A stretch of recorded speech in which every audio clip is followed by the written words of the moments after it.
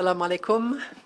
Good evening, everybody, and thank you once again for inviting me and my colleagues to this the second International Tourism Summit in a perfect place to have discussions about tourism. I was struck by a number of points that were made in the last, especially in the last, but earlier interventions as well. Let me pick up on a couple of those just to make the point of what the European Union is doing to focus on tourism, on economic empowerment in Pakistan. You know that there's a program called GSP Plus, which is the scheme by which Pakistan can send exports to the European Union duty-free or duty with very low duties. This has produced a situation in which Pakistan sends about 30% of all of its exports to the European Union. We're the #1 export destination. What that means is that we're partners. We're in Pakistan for the long haul. We are interested in seeing prosperity and seeing Pakistan thrive and prosper. And a big part of that is what happens also in the north. This is why in our development cooperation work, Gilgit-Baltistan is one of the focal areas for us during the current financial envelope. We were talking about the tourism sector and about the need to train young people in the hospitality sector.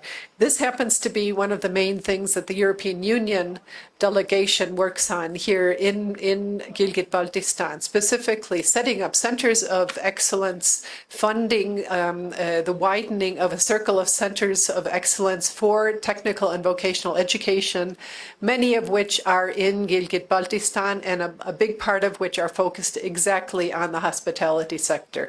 Other sectors as well, but hospitality is key here in Skardu. And in Gilgit-Baltistan in general. So that's something that we're doing actively that goes together exactly with what the government is trying to do here, and this is writ large over Pakistan. That's one area. Another area I would pick up on is climate. Climate resilience, we can feel it tonight.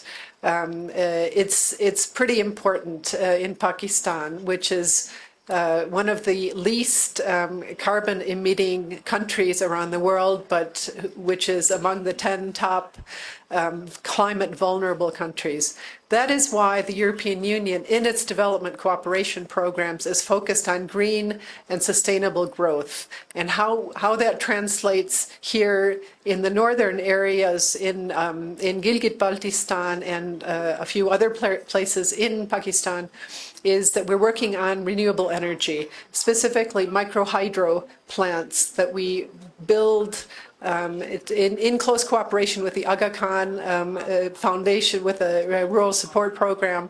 They are implementing, we're funding, and what this is doing is helping transform lives in small communities, especially in very remote mountain areas, mountain valleys.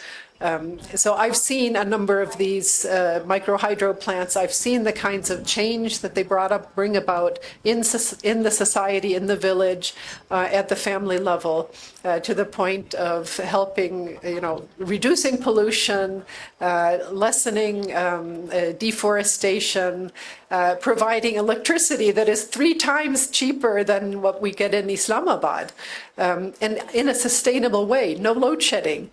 And so this is just one example of what we're doing also on the green and renewable growth side of things.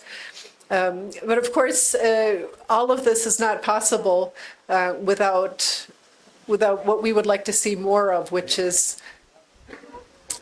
policy certainty, policy continuity, We can do so much more as the European Union, as the international community who is interested in seeing Pakistan thrive if there's a little more, predictability in the way things are run here. So I would stop there. Thank you again very much for inviting us to this international summit, and I wish you all the best.